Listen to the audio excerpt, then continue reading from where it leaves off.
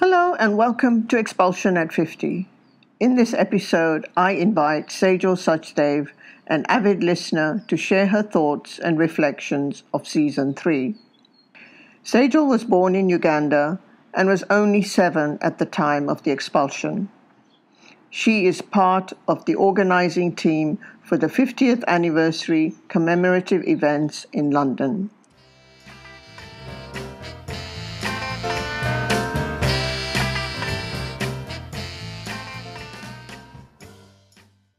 So, Sejal, I just want to start by saying thank you for taking up the invitation to be a reviewer of Season 3.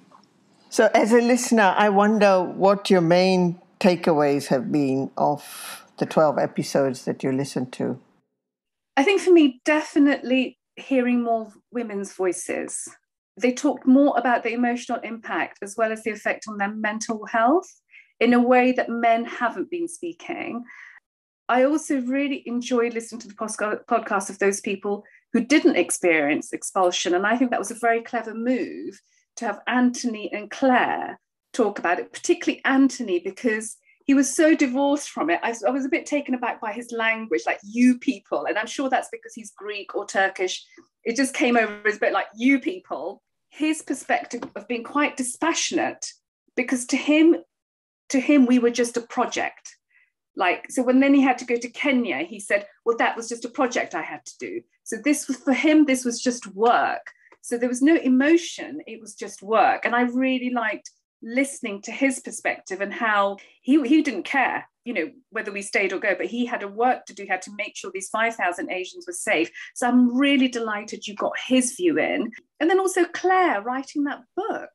And what was really interesting about her, she said, I have no connection with Uganda, but I'm fascinated by this story. So you've got the one extreme of an author who just come across this story and then wanted to write about it and is interested. And then you've got the other extreme of people are saying, what Ugandan expulsion? People in these podcasts talk about being at events like Sanjay Patel says, well, I was at my book launch event and people said, I didn't even know about this story. Can you say a bit more about the gender disparities and how they got played out? For me in particular, listening to a female speaking and a male speaking was such a different perspective. And that's what we see in life. Women talk about emotions and feelings and men talk about business and achievements. And then in episode 28, we had Rehana and her 92-year-old mother who said there was no need to document the history, something like Kai Jarur Nathi.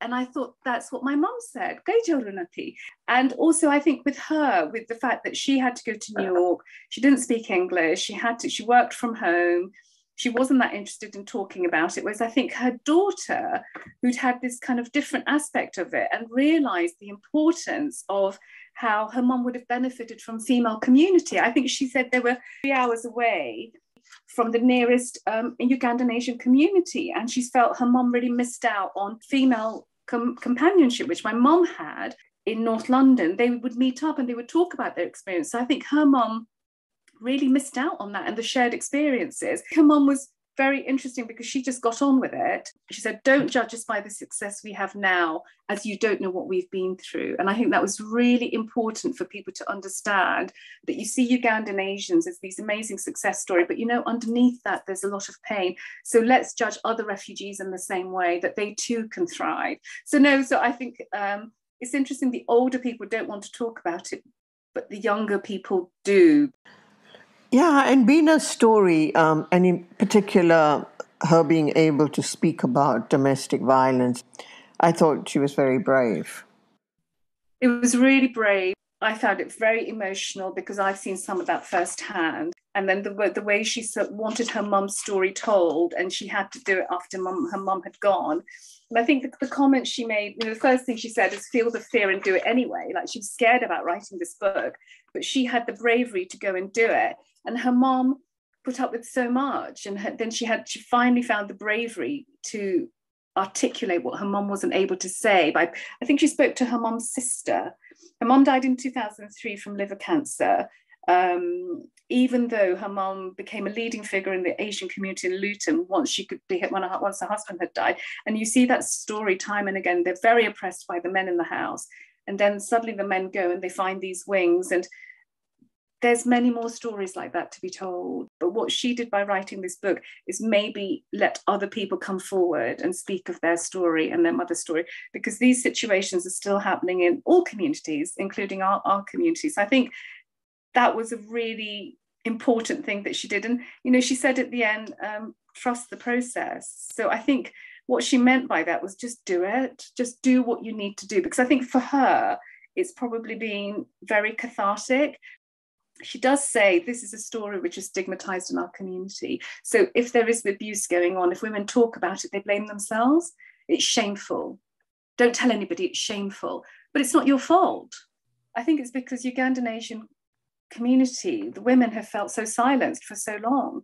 And the newer generation, obviously, Bina was, she was 20 when she left, feel they have a voice to tell the stories of their mothers who could not speak of their experience. I felt with Bina's podcast, I said, I'm sure it resonated with many who saw their mothers endure emotional or physical domestic abuse. You know, Tina spoke about when they first went to their Ugandan Asian reunion in Vancouver, everybody just started chatting like they met the day before. She saw that as something that's really important, that community is important.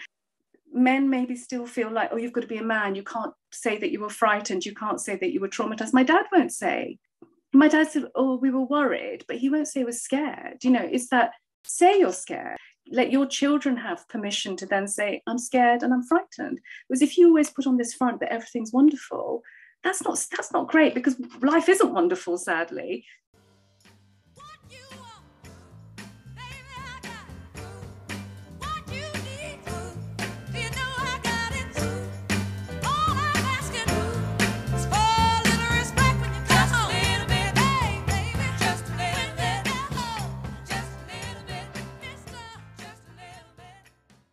So interestingly, you know, there were 5 writers, 4 of them were women, that the women have chosen to put it in writing, you know, because there are many forms of expression of art, you know, and then they've chosen the literary route. Which is probably more kind of a permanent documentation of something that's really accessible to everybody. And once you've put it in writing, I guess it's got an ISBN number and it's there forever.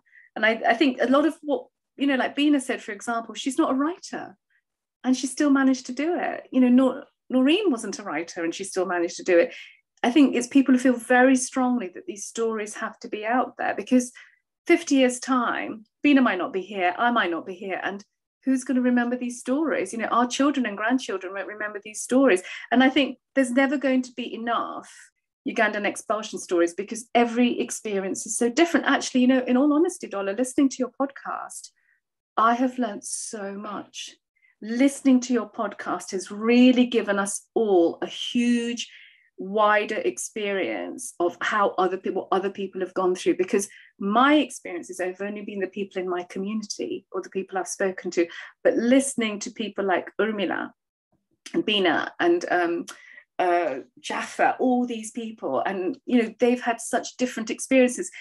We have very different memories. You know, the older ones, a lot of these people have memories of people being killed, of seeing people being shot, of hearing guns, of remembering soldiers at the airport, remembering the curfews, remembering the looting. Bina speaks about people disappearing, you know, a real fear about being on the aeroplane and not knowing whether they were going to be pulled off.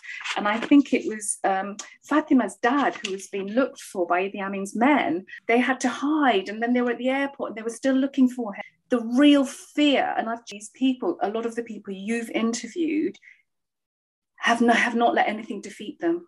You know, they've fought harder than an average person, because you know what? They've seen it all. Ashifa's story, which I had listened to 3 times actually, very, very moved by her story. And the trauma her mum, the fact that her mum lost her memory on the plane. Ashifa, when would she have got a voice to tell anybody about her story? She may not have written it down. Hopefully one of her family will write it down now. But the fact that her mum never saw her children, some of her children again. I can't imagine that. You know, Ashifa's mum, she said she was like a queen, you know, her life was like a queen's, and then she had to come here and she didn't see her sons, and her whole family was never together again. That's horrific. And that's what's happening today with Syrian refugees, with Afghani refugees. This is what's happening today. So I think that this season, when you've got these people speaking very openly about their experiences, hopefully will lead to more people opening up.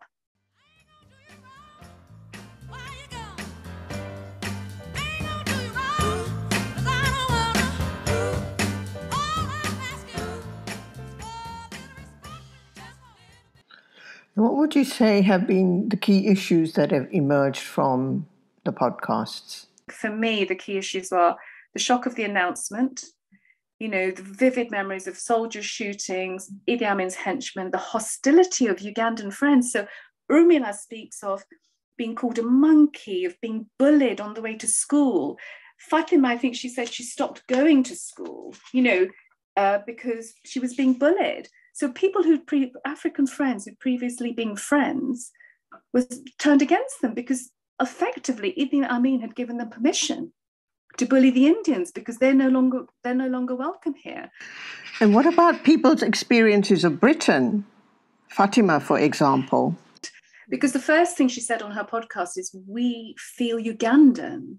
We felt very Ugandan. And then she also said she never felt the UK was her home. I mean, I've put it written down somewhere that she says, I didn't feel it was my home. I didn't feel at home here. So when she finally went back, she felt very comfortable there. And I think what was interesting when Fatima's family went back is they got back their businesses, but all the Ugandan Africans were really comfortable with them. They were very comfortable. But she said, her quote was, our family was very Ugandan. Her dad was very well known in their community. He was very entrenched in their community. They had to change their passport and then just leave.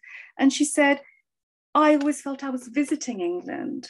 She never felt it was home. And I think that's so sad. They never really settled. They had got graffiti on their car and house. The brother got beaten up on the first day at school. Mom became very depressed, got pregnant the next year and had a baby. Then her mom and grandma became very ill. So it was all, they couldn't rent a flat because people were racist. Then they ended up in this horrible part of Birmingham. And she said she never felt at home. So for 20 years, she was living in a country she didn't feel at home. And then in 1992, she went back to reclaim their property. So she said she felt there was a sense of loss. She said she was good to go back. It was nice to go back. And there was a sense of loss. And then in 1985, in the Birmingham riots, the shop got burnt down. So could this family have put up with any more? I bet she's the most incredible woman. She's amazing. I want to meet her. So I think her story was really, really tough. And I think she's living there now, isn't she? Oh, it's funny. She said, Ugandans are calm, happy people. And then they said to her, don't come here with your British to-do lists. She said, you're a Muhindi with Mzungu ways. I love that, because she'd obviously been slightly anglicized by living in England. And I think with Eunice, who arrived with wide-eyed Buckingham Palace and Trafalgar Square, and he had all these dreams about what England was going to look like. And then, there was racism. There was 3-day weeks.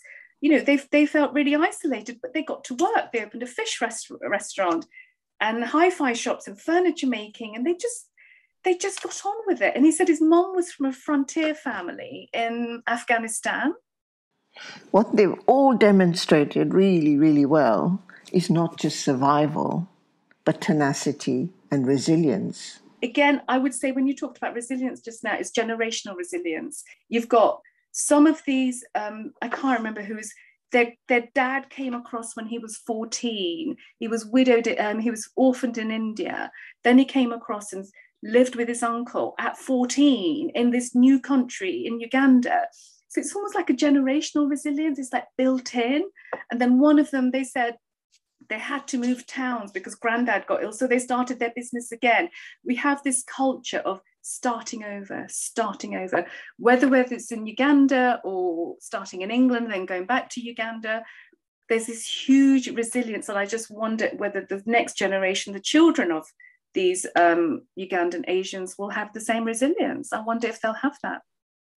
Yeah, no, I think that's a very, very good observation, the words you use are really resilience, tenacity, coping with adversity.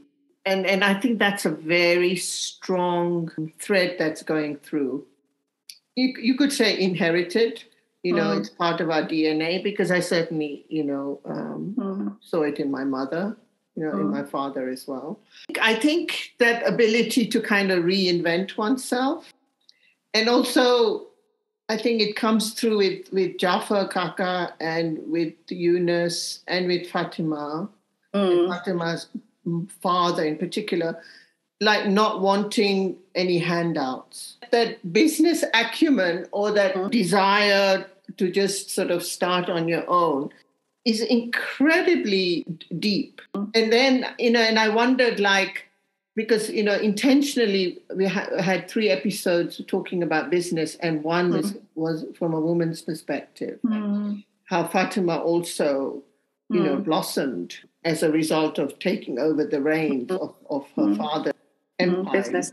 But yeah, I think Jafar Kaka, when he talked about his father, and you think, what?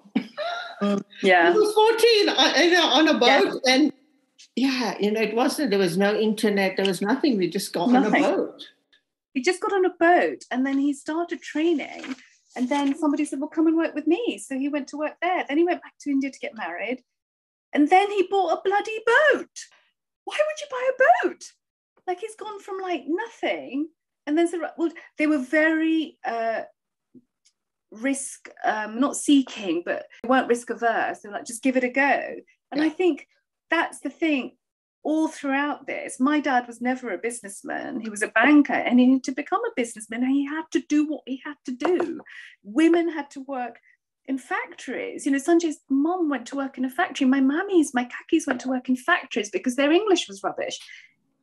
They were spoilt housewives in Uganda with staff. But it was this thing that we're not going to be beaten. We're not going to make a fuss about it. We're not going to complain about it. In fact, never heard my mom complain. She would complain about the cold, but she wouldn't complain that she had to work or that she had to do her own laundry or anything. It was just this, they had to change their lives completely, and they did it. They just decided, I think some of them maybe thought we'll be able to go back at some point, but I think there was a turning point when my parents felt, we're not going back. Even when it was available to go back, they said, no, our life is actually better here. And from your podcasts, I've learned that for a lot of people, life wasn't better here. For a lot of people it was, but for a lot of people it wasn't. And I think, I would say for Ashifa's family, her mom and dad, for them it wasn't. It really destroyed families. And you can't repair that. That was awful. What it also highlighted for me, and then it came through with Najma's podcast, was what you were on paper. And that's what happened with Ashifa's family. Yeah. When you have different passport holders, and I think Anthony mentions it as well, in his own quirky way. One never really thought about those issues before. No. in the depth and in the intensity that maybe one needs to do now or has had to do. But what you were on paper determined your future and your destiny. Yeah. What this expulsion did, it destroyed families, and how they were transported to different places and then to different places. And I think inevitably moms and children were separated from the main breadwinner, the person who'd made all the decisions. Suddenly, mom has to become everything. Breadwinner has to make decisions. She's never been used to making decisions. These women who are perceived as little women, I wouldn't say, as in women who stay at home, do the cooking, look after the children, suddenly had to become heads of families. And, I know quite a few people like that, even if it's for a temporary period, get jobs and do whatever. So suddenly they had almost this status, which they never had in Uganda. And then they're sort of reunited with their menfolk. And suddenly these men are confronted with women who've been slightly more empowered, who have to pay the bills, who have to go out to work, who have to do everything. And I think maybe that caused some difficulties as well, because sometimes women were earning money when the men weren't. And I know in a certain family they were. So in that situation, the men become slightly emasculated in that situation. So I think what the expulsion did do, which was good for Indian women, was give them a few more rights in England, because women felt, oh gosh, okay, so my white counterparts here have far more freedom, have far more decision-making rights. So I think that was a very good thing. I personally feel I wouldn't have got the education I've got here. My parents wouldn't have been able to afford to send me here.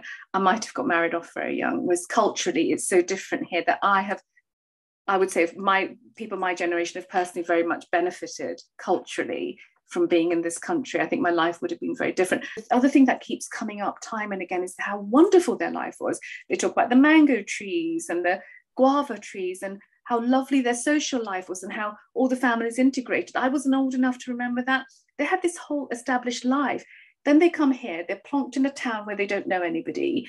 They can't get the food, they can't get the spices. The people didn't know who they were a different color. So how do you go from having this beautiful privileged life to that? It's very difficult. But I would say overall, most of them have come out fighting, successful, and I would say the men have come out and said they're happy. Eunice. And he said something really wonderful.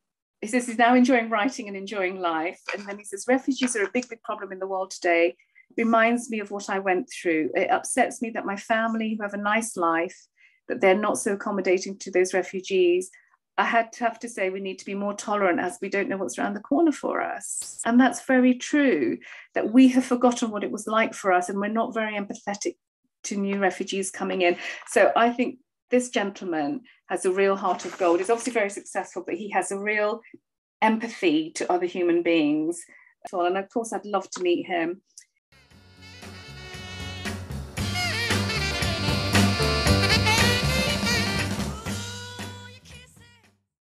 The people are still funny and happy, but they haven't forgotten what's happened to them. And I just think these books that these women have written, I hope other people go on, even if they don't write a book to be published, but write a book for your family so they know about these histories, because I think this is so important that we keep telling these stories over and again. We are in a situation where climate change, political climate is all creating more refugees. But if we can be empathetic and know about this refugee, then maybe the Syrian woman walking down the road, we might try and understand her story better rather than judging her for wearing a headscarf. When we tell our story, we're also giving permission to other refugees to tell their story, saying, please come out and tell your story. It's completely valid. You're a valid human being in this country. We didn't have a lot, but we shared it with others and we shared it with people in our communities in distress. What we mustn't forget is that there's other people in distress who may not necessarily be Ugandan nations. I don't know whether the term is pay forward. We've enjoyed a nice life. We're doing okay. Let's lift others. And I think that's the whole thing. We should be lifting others as much as we can.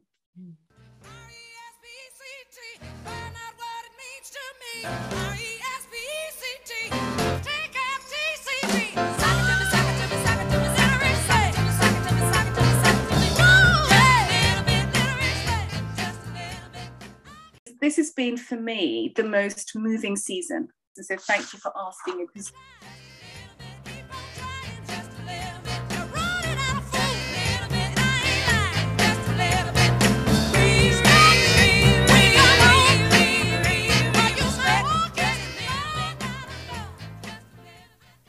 Thank you for listening to this review of Season 3. My name is Dola Vasani. Season 4 kicks off on the 10th of July 2022. You can listen to all 36 episodes anytime at your convenience on anchor.fm/expulsion50. Do subscribe for more compelling stories as we mark the 50th year of the expulsion.